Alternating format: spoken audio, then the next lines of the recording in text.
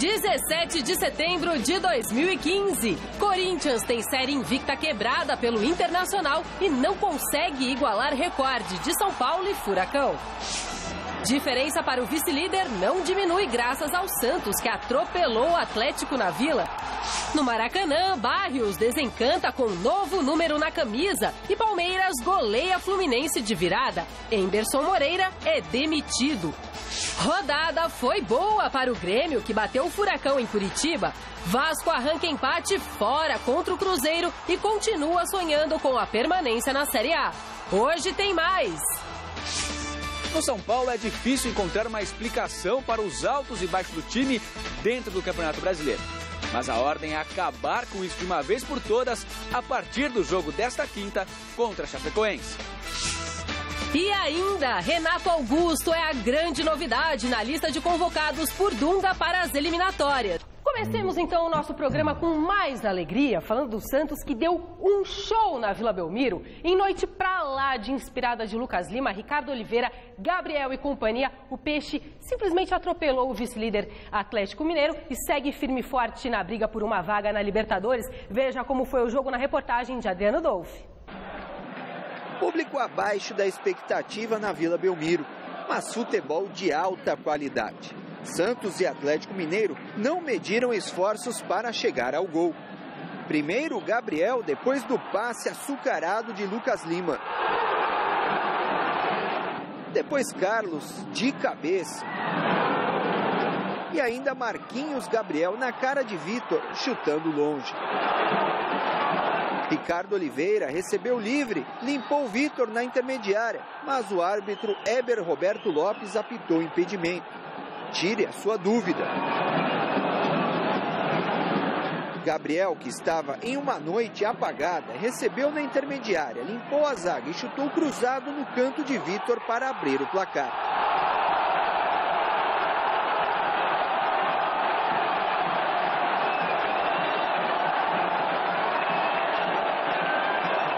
No início do segundo tempo, o Santos continuou ditando o ritmo da partida. Gabriel deu um lindo passe de calcanhar. Thiago Maia cruzou e Ricardo Oliveira mandou a bola rente à trave.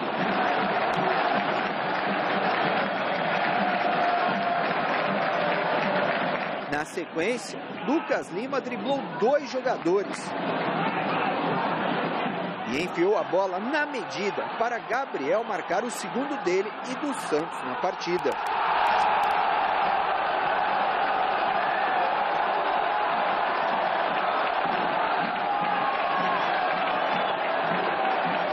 E teve mais. A zaga do time mineiro bobeou. Ricardo Oliveira tocou para Lucas Lima e o camisa 20 devolveu para o artilheiro do campeonato marcar mais um.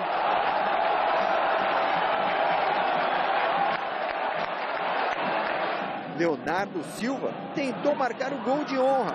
A bola bateu na trave.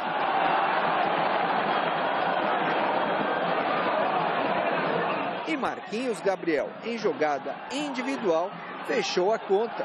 Final, Santos 4, Atlético Mineiro 0.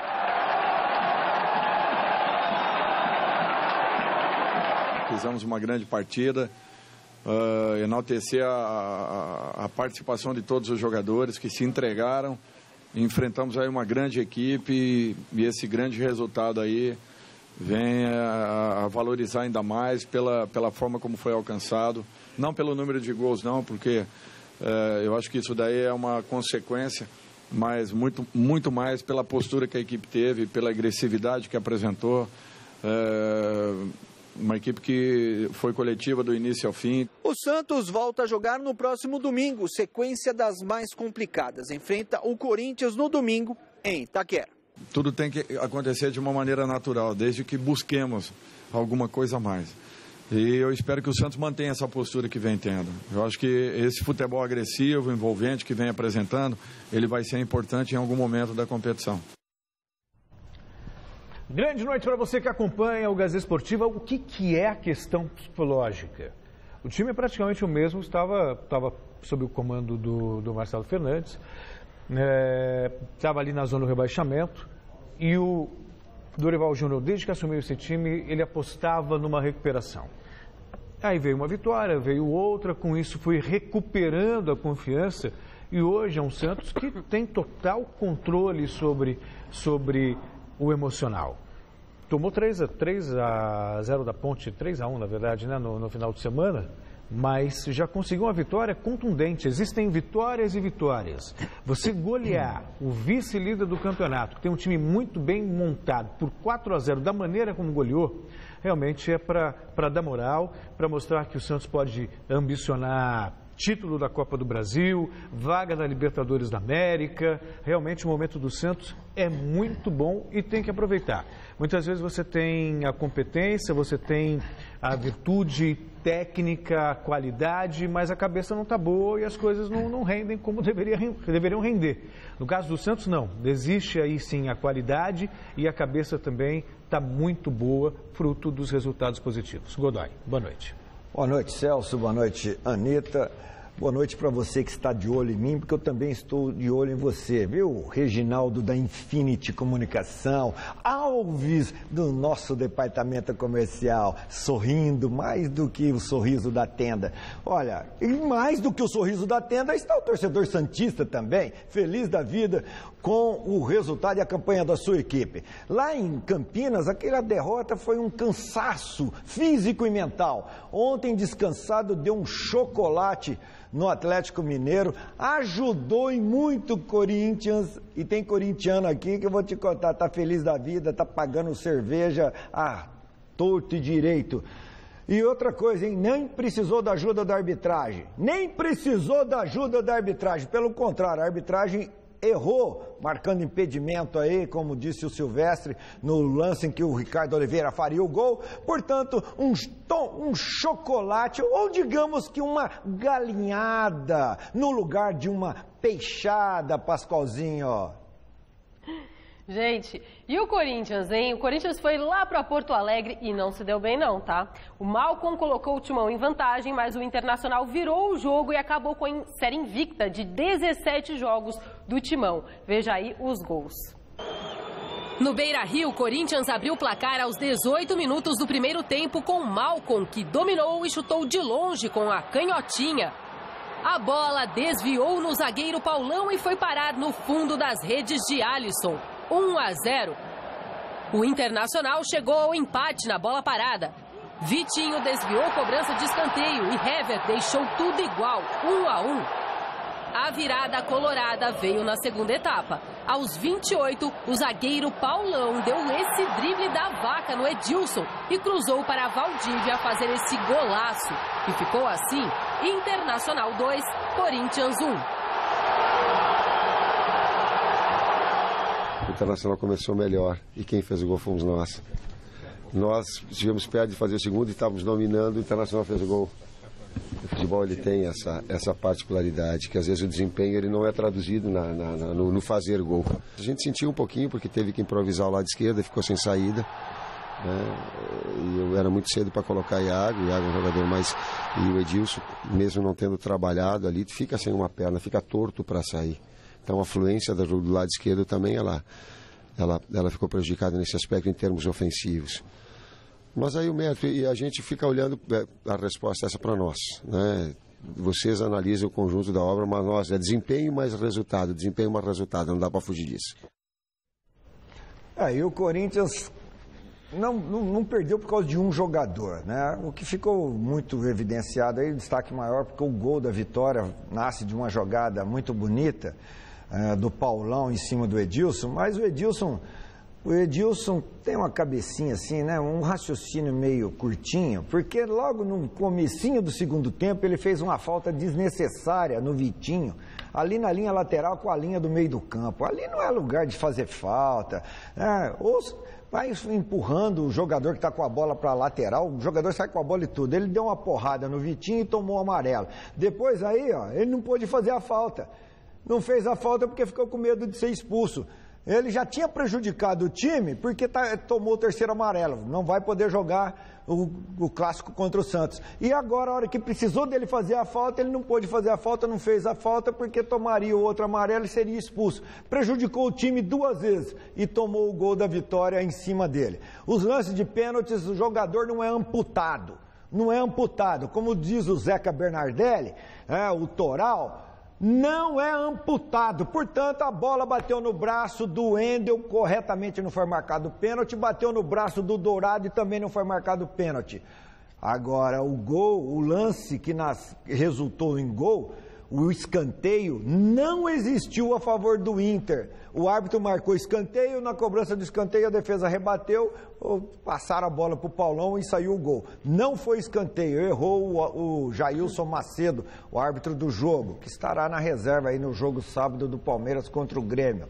Portanto, Celso Cardoso, você acha que foi irregular ou regular a vitória do Inter? Não, o lance que resultou no gol também, para mim, foi irregular. Não houve escanteio, mas até aí o Corinthians foi beneficiado outras vezes, foi prejudicado dessa vez. Isso faz parte do jogo. A leitura que eu faço da partida é a mesma do Tite. O Inter começou melhor, o Corinthians, na sorte, fez 1-0. E aí, quando estava dominando o jogo, tomou um empate. E no segundo tempo, o Inter foi melhor, buscou mais o jogo, foi mais agressivo. Mas o Corinthians, em nenhum momento, deixou de lutar pela igualdade, não. Perdeu por mérito do adversário, mas jogou com a força de sempre. Continua sendo, para mim, o maior favorito para a conquista do título, indiscutivelmente. Queridos meninos, vamos à nossa enquete que está no gazetesportiva.net e que ficará, importante dizer, disponível até o programa de amanhã. E é sobre o Clássico Paulista da próxima rodada entre Corinthians e Santos. A gente quer saber o seguinte: qual vai ser o resultado da partida? Você acha que vence o Corinthians? Dá empate? Ou o Santos garante estes 3 pontos? Acesse o site, vote o resultado. Eu dou no final do programa de amanhã, tá? Eu vou apostar no Corinthians por uma questão. Porque o Santos tem Copa do Brasil no meio de semana. Eu acho que vai estar com a atenção mais voltada para a Copa do Brasil. Tem boa chance, inclusive, de se classificar. Por isso eu acho que vai dar Corinthians. Talvez vença o primeiro clássico aí no Campeonato Brasileiro. Olha, o Isamo, parceiro do Toral, é santista, falou que vai dar Santos. O Debeles, que é palmeirense, falou que vai dar Santos. E o Bruno, que é São Paulino, falou que vai dar Corinthians. Portanto, eu vou ficar com o voto do Silvinho lá de Uchoa. Vai dar Santos. Tudo bem, resultado amanhã. Gente, no Maracanã o Palmeiras começou o duelo com o Fluminense no mesmo enredo de todos os últimos compromissos fora de casa. Apático, pouco criativo e saindo atrás no placar. Mas depois do intervalo, a história mudou completamente. Fred perdeu um pênalti para o Fluminense e o paraguaio Lucas Barrios, que entrou na etapa final vestindo pela primeira vez o número 8, deslanchou e fez logo 3, comandando a goleada verde. No Maracanã, o Fluminense recebeu o Palmeiras e saiu na frente com esse gol de Jean após falha do zagueiro Jackson. Aí começou a reação palmeirense. Barrios, que havia acabado de entrar, aproveitou o erro de Gabriel Jesus e botou para dentro. 1-1. Depois foi a vez de Gabriel Jesus. O jovem acreditou na jogada, pressionou o Marcos Júnior, roubou a bola e fez o segundo do Verdão. 2-1. O terceiro dos paulistas nasceu após uma lambança do zagueiro Antônio Carlos, que deu uma furada fenomenal, deixando a bola livre para Barrios fazer o segundo dele na partida. E ainda deu tempo do agora camisa 8 anotar mais um. Após boa troca de passes do ataque palmeirense, Gabriel Jesus tocou para Barrios confirmar seu hat-trick na partida e fechar a conta no Maraca. Final, Fluminense 1, Palmeiras 4. Concordo que o primeiro tempo foi muito abaixo do que esperávamos, aí é necessário também uma cobrança mais forte de todos, né? Nós nos cobramos no intervalo para voltar diferente. Se a gente leva o gol de pênalti, poderia ser um jogo diferente, tomar um rumo completamente distinto. Mas o espírito do segundo tempo foi muito bom, a gente conseguiu ajustar o time com a entrada do Rafa, então ficamos muito satisfeitos com a vitória, mas acima de tudo com a força que pode dar ao Palmeiras daqui para frente. Eu acho que precisávamos de uma vitória como essa. Eu espero que toque assim a alma de cada um e a gente possa, no sábado, fazer um jogo tão bom quanto esse segundo tempo. Lamento muito porque a gente vinha fazendo um trabalho muito bom. Tivemos oportunidade em determinado momento de poder assumir a liderança do campeonato, a equipe estava bem consistente. Conseguimos terminar no G4 no primeiro turno e, infelizmente, após uma série de problemas, uma remontagem do time foi necessária no meio do campeonato. A gente não conseguiu mais se encaixar, perdemos peças, jogadores importantíssimos com lesões. A gente lamenta, principalmente pelo torcedor. Agradeço ao clube, ao apoio de todos, mas vida que segue. Independentemente de entrar no mérito, há quem diga que o relacionamento do Anderson com os jogadores não era bom, essas coisas que acontecem no futebol, mas não é fácil para um treinador ter que refazer o time com o campeonato em andamento. Qualquer técnico passa por problemas nessa situação. E aí o Fluminense abusou do direito de errar. Fred errou, perdeu o pênalti, Antônio Carlos furou, enfim. Sabe, o Palmeiras, não quero tirar o mérito da vitória palmeirense, mas o Fluminense entregou o jogo para o Palmeiras. Essa é a real. E aí sobra para o técnico como se realmente trocar de treinador fosse mudar alguma coisa no Fluminense. Enfim. É uma draga danada, clima tenso, torcida pegando no pé, jogadores em péssima fase. Melhor para o Palmeiras que soube aproveitar e ganhou moral no campeonato. Já são 2 vitórias seguidas, né?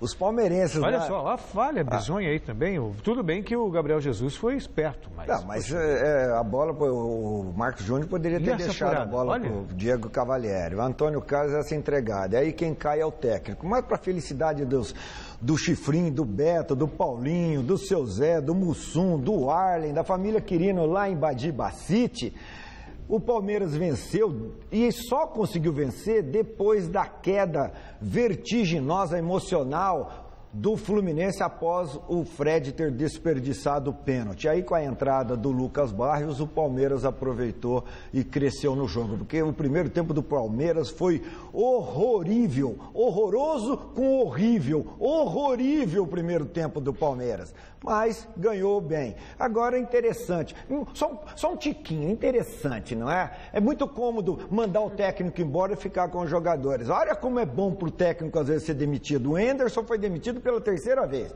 Se ele estiver recebendo dinheiro do Atlético Paranaense, do Santos e agora do Fluminense, ele está ganhando muito mais do que se tivesse empregado. Então tem hora que tem que tomar um cuidado para analisar, né? Será que às vezes o cara também não força a barra para ser demitido, seu Celso? Não, duvido. Acho que o cara quer ser campeão, quer fazer um bom trabalho. Eu estou delirando, né? Eu acho. Eu estou delirando. Eu acho. Quem está vivendo isso é o Luxemburgo, né? Que você falou daquela vez, lembra? Também, pô. Eu estou delirando. Então eu estou delirando. Eu tô delirando. Eu tô doidão. Eu tô doidão! Pega água pra ele, Zé! Não, essa água eu não quero. Mais 5 partidas movimentaram a 26ª rodada do Campeonato Brasileiro. Veja os gols. No Serra Dourada, a Ponte Preta surpreendeu o Goiás. A Macaca marcou o primeiro, logo aos 5 minutos de partida. Felipe Azevedo tocou para Birubiru empurrar para as redes. 1-0 Ponte. O Goiás chegou ao empate nessa bela cobrança de falta de Fred, 1-1. Mas já no finzinho da partida, mais uma boa jogada da Ponte. Christian cruzou na medida para Alexandro só ter o trabalho de finalizar. Final, Goiás 1, Ponte 2. Na Arena Joinville, o time da casa recebeu o Sport, marcou o primeiro com Edgar Júnior. Só que aos 44 do segundo tempo, os pernambucanos acharam o gol de empate. Marlone deu passe açucarado para André deixar tudo igual. Final, 1-1. No clássico catarinense, o Avaí visitou o Figueirense e se deu bem. Vitória por 1-0 nesse belo gol de Renan Oliveira, lá no ângulo. No Mineirão, no duelo contra o Cruzeiro, o Vasco deu mais uma amostra de que ainda não está morto nesse campeonato. Rafael Silva fez o primeiro dos cariocas. Aí a Raposa acordou para o jogo. O William meteu um golaço e deixou tudo igual. E Alisson, ainda no primeiro tempo, tratou de virar. 2-1. Mas o Vasco não se abateu e já nos minutos finais da partida foi buscar o empate. Mais uma vez, Rafael Silva foi o nome do gol decretando o empate no Mineirão. Final, Cruzeiro 2, Vasco também 2. Atuando na casa do rival, Couto Pereira, o Atlético Paranaense não deu sorte contra o Grêmio. Douglas e Luan abriram 2-0 para o tricolor gaúcho. E Evandro descontou para o Furacão. E ficou nisso, Atlético Paranaense 1, Grêmio 2. Para você ver, o Grêmio perdeu do São Paulo, já tinha gente colocando o Grêmio fora da briga pelo título. Aí na rodada seguinte perdem Corinthians, Atlético e o Grêmio está vivo de novo, porque venceu fora de casa. É um campeonato muito equilibrado, realmente tem que ter muito cuidado na hora de fazer qualquer tipo de previsão. Aliás, por falar em previsão, o que era previsível e vem se confirmando é a dança dos técnicos no Campeonato Brasileiro. 21 técnicos já foram demitidos, ou 22, se não me falha a memória.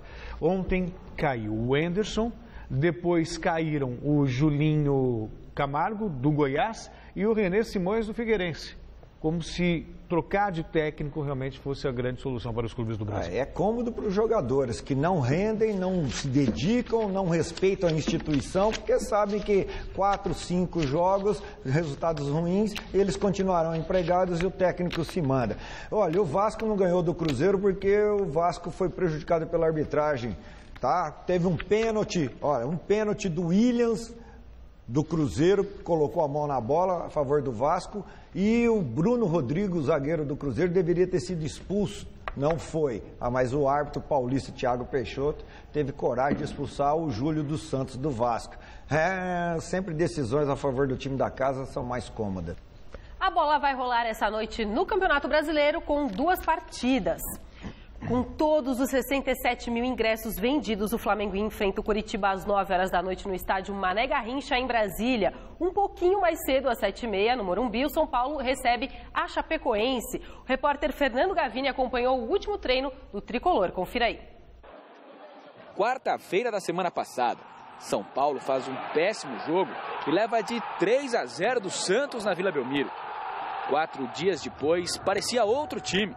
Duelo difícil contra o Grêmio, e o tricolor acaba com a invencibilidade dos gaúchos em sua arena no Campeonato Brasileiro. Altos e baixos que se repetem ao longo da temporada e que são difíceis de explicar. Não chegamos a conclusão nenhuma. É uma coisa que fica difícil de explicar, mas o time é ciente da situação e sempre a cada jogo quer ganhar. Quer ter uma sequência boa de vitórias, somar pontos, mas infelizmente não está acontecendo. Mas a gente vai continuar tentando atingir esse nível aí.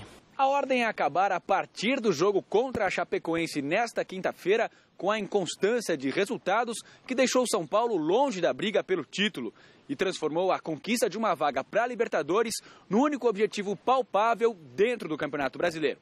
Os próximos 4 jogos, 3 deles no Morumbi, são considerados fundamentais para as pretensões do tricolor dentro da competição. Acho que é jogo a jogo e ver o que pode acontecer. Acho que vamos ter agora 2 jogos, uns 4 jogos aí, que Chapecoense, Avaí, e depois mais 2 jogos em casa, se eu não me engano. Então, nesses 4 jogos aí, nós vamos poder dizer aí, dentro de campo, o que realmente o São Paulo vai buscar no campeonato. Depois de Chapecoense e Avaí, os 2 jogos seguidos no Morumbi serão contra Palmeiras e Atlético Paranaense. Mas no meio dessa sequência de 4 jogos, o São Paulo enfrenta 2 vezes o Vasco pela Copa do Brasil. E para encarar tanto o Campeonato Brasileiro quanto a Copa do Brasil, Juan Carlos Osório sabe que pode contar com Carlinhos. O jogador virou homem de confiança no treinador. Antigamente, ele era apenas lateral esquerdo, mas se transformou em coringa com o colombiano. Eu não sabia que eu poderia jogar em tantas posições, né? Ponta direita, ponta esquerda, volante, meia. E ele está me dando esse espaço também e eu tô muito feliz. Mas a minha posição ele sabe qual que é lateral esquerdo. Mas eu, como disse, eu tô sempre à disposição para jogar e ajudar em qualquer posição. Já a Chapecoense aposta no novo reforço do banco de reservas para surpreender o São Paulo e se afastar das últimas colocações. Veja aí na reportagem do Alexandre Silvestre. A Chapecoense chega para enfrentar o São Paulo, contabilizando 6 tropeços seguidos no Campeonato Brasileiro. Na partida passada, derrota em casa, 3-1 para o Flamengo, que decretou a queda do professor Eutrópio. O técnico Guto Ferreira foi contratado. Apresentado na terça, treinou a equipe na quarta e comanda o time à beira do campo nesta quinta-feira. Futebol brasileiro, Campeonato Brasileiro, é o que necessita, nós estamos aí. Alguns professores preferem ficar na tribuna no primeiro jogo, quando assumem uma nova equipe. Por que você vai para a beira do campo? Porque eu acho que a gente tem que também mostrar que a gente confia no grupo que a gente está assumindo, né? E nós temos que botar a cara para bater. Eles estão entrando dentro de campo, botando a cara para bater. Nós também temos que colocar a cara para bater junto com eles. Mais do que a tática ou a escalação, a prioridade do Guto Ferreira é a questão emocional de um elenco que está em queda livre, à beira de um ataque de nervos e do abismo da zona do rebaixamento. Recuperar esse lado de uma equipe que acabou o primeiro turno de uma maneira bastante positiva, com 28 pontos, e que no retorno em 6 partidas acabou somando apenas 2 pontos, né? A Chapecoense está enfrentando esse momento, a gente espera que a gente possa reverter o quanto antes. O primeiro desafio do Guto Ferreira não é moleza, é encarar o tricolor no Morumbi com o retorno de Rogério Ceni. Fazer o que, né? A gente não escolhe os adversários e nem a maneira que eles jogam. A gente tem que jogar da melhor maneira possível para ultrapassá-los. Foi simpático, né, o Guto? Foi bastante respeitoso com o Rogério. A Chapecoense começou até bem o campeonato, depois caiu muito de produção. Agora o Guto, por onde passou, fez bons trabalhos. Também acabou pagando o preço dessa irregularidade de manutenção de elenco, né, do futebol brasileiro. E aí sobra sempre o técnico, mas que ele tenha boa sorte com a Chapecoense, embora o São Paulo, adiante, para mim é favorito, obviamente, jogando. O melhor jogador da Chapecoense é a Arena Índio Condá. É o melhor jogador da Chapecoense. Isso, agora o Índio Condá tá meio manquitola, tá meio, né, no cachimbo da paz, aí dançou, meu. Aí é brigar para não cair. Mais um capítulo do escândalo de corrupção na FIFA. A entidade anunciou agora à tarde o afastamento do secretário-geral Jeremy Valcke. Estourou hoje na imprensa internacional a informação de que o dirigente era responsável por comandar um esquema de venda irregular de ingressos durante a Copa do Mundo no Brasil, que teriam rendido a ele mais de 2 milhões de euros. O empresário Benny Allen, que é dono de uma empresa responsável pela distribuição dos ingressos dos mundiais desde 1990, foi quem fez a denúncia e divulgou para 10 veículos de imprensa trocas de e-mails com o Valcke que revelam que o dirigente ficaria com 50% do valor dos ingressos para o Mundial vendidos com sobrepreço e que seriam negociados pela empresa de Allen. No Brasil, o jornal O Estado de São Paulo foi quem teve acesso a esses e-mails. A FIFA anunciou que Valcke será investigado pela entidade após as denúncias e que está imediatamente afastado das funções. Que ironia, né? Como a vida dá voltas, veja só. O Jerome Valcke disse uma vez que o Brasil, aliás, até concordei com ele, que o Brasil merecia um pontapé nos fundilhos por conta da organização da Copa do Mundo no Brasil. Muito bem. E agora quem recebe um pontapé nos fundilhos, ele, por suspeita de corrupção, merecidamente. O publicitário Henrique Melo e a Verinha estão erguendo o pé do Brasil para acertar o bumbum de Valcke.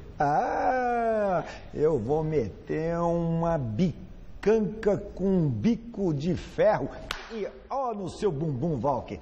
Se exploda, velhaco. Seleção brasileira. Hoje o técnico Dunga divulgou a lista dos jogadores que disputarão os 2 primeiros jogos das eliminatórias. O grande desfalque é o Neymar, suspenso por 2 partidas após a expulsão no jogo contra a Colômbia na última Copa América. Veja a lista. Goleiros Jefferson do Botafogo, Marcelo Groi do Grêmio e Alisson do Internacional. Das laterais, Fabinho do Mônaco, Rafinha do Bayern de Munique, Felipe Luiz do Atlético de Madrid e Marcelo do Real Madrid. Os zagueiros são Davi Luiz e Marquinhos, ambos do Paris Saint-Germain, Miranda da Internazionale de Milão e Gil do Corinthians. Volantes, Luiz Gustavo do Wolfsburg, Fernandinho do Manchester City e Elias do Corinthians. Meio-campistas, Lucas Lima do Santos, Lucas Moura do Paris Saint-Germain, a dupla do Chelsea, William e Oscar, Felipe Coutinho do Liverpool e Renato Augusto do Corinthians. No ataque, Roberto Firmino do Liverpool, Hulk do Zenit e Douglas Costa do Bayern de Munique. Não tem nenhuma regra, mas é um acordo de cavalheiros que nem a gente chama no máximo 2 jogadores, principalmente de cada equipe, durante os amistosos, né, para não ter uma perda muito grande a essas equipes. o caso do Lucas Lima, que vinha tendo um destaque dentro do Campeonato Brasileiro, foi nos 2 amistosos com a seleção brasileira, a demonstração que ele se adaptou rápido, que no último do jogo agora do Santos, eles perderam a bola, ele pressionou o adversário rápido, recuperou a bola e saiu o gol.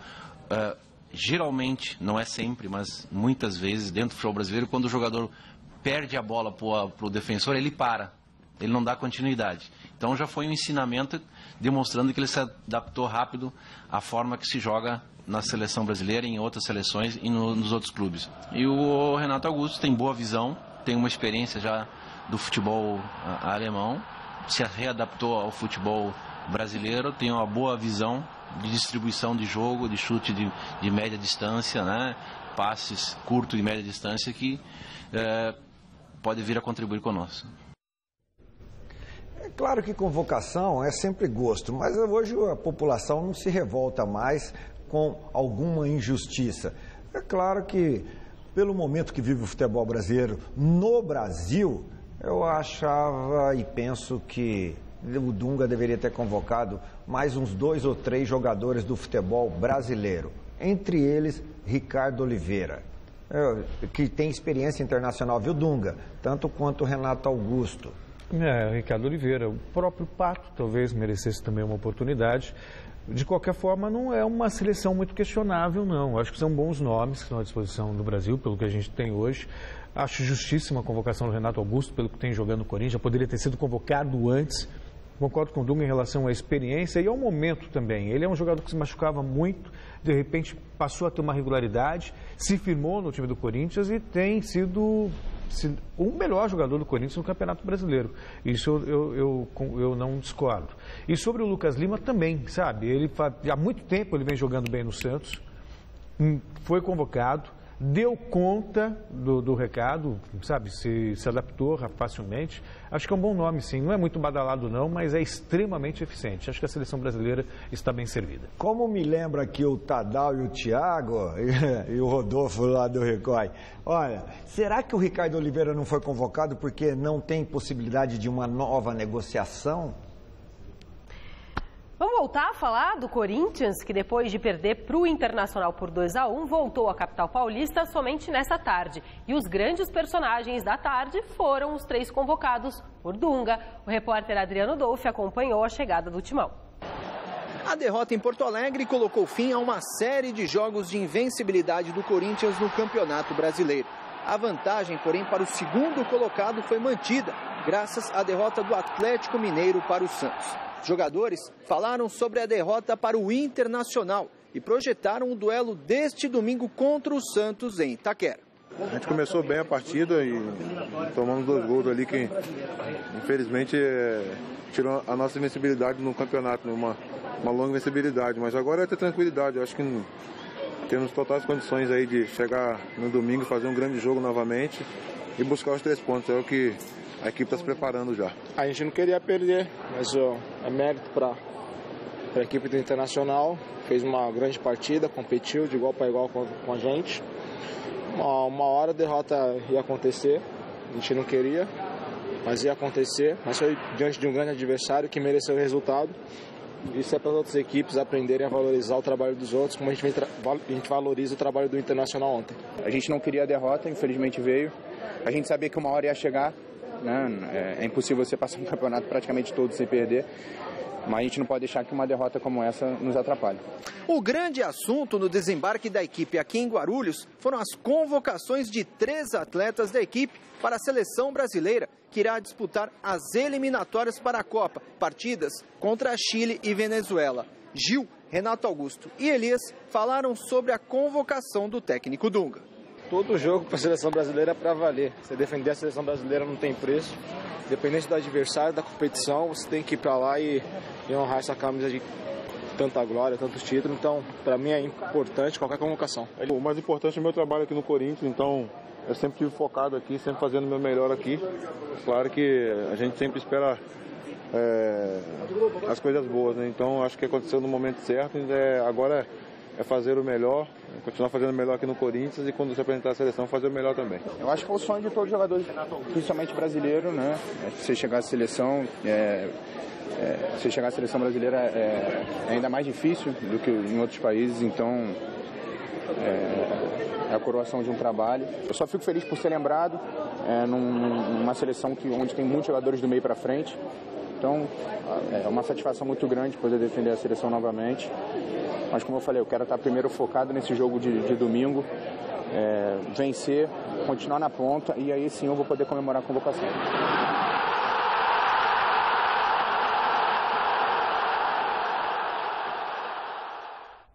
O Palmeiras chegou agora à tarde a São Paulo depois de voltar a vencer fora de casa. O repórter Alexandre Silvestre acompanhou o desembarque e conversou com os heróis da noite de ontem.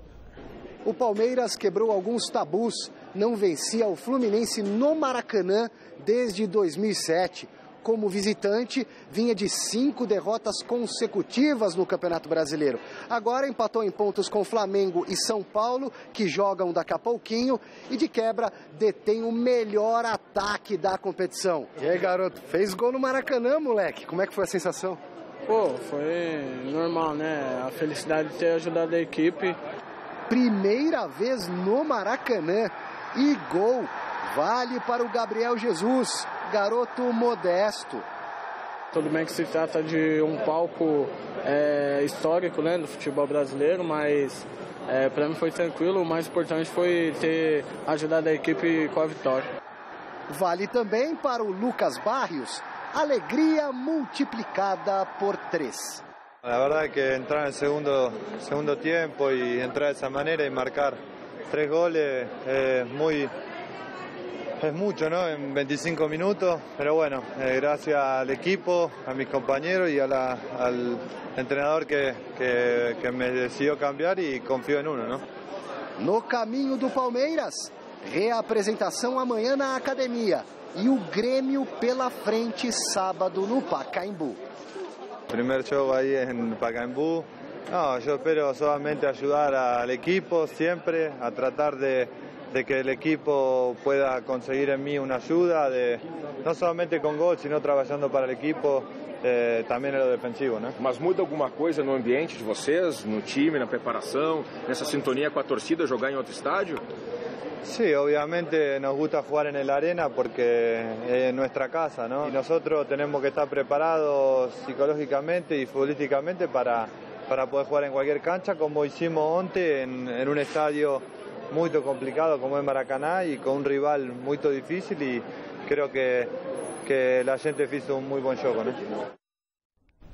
Gente, o programa de hoje fica por aqui. Amanhã a gente volta a se encontrar às 10h30 da manhã no Super Esporte. E nós nos vemos daqui a pouquinho no Jornal da Gazeta novamente. Até já.